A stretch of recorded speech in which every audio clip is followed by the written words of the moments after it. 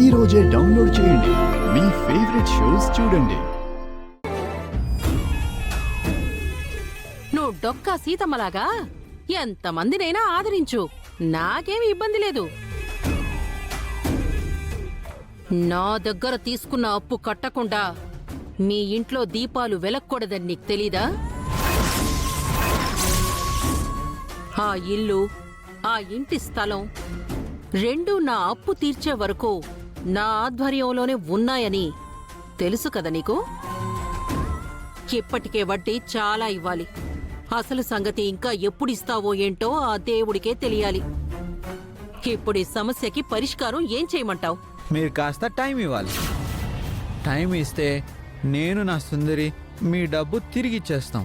ఆవిడ తరపున నేను మాటిస్తున్నాను, మీ డబ్బులు మీకు తిరిగి ఇచ్చేస్తాము. మాకు కొంచెం గడువు ఇవ్వండి.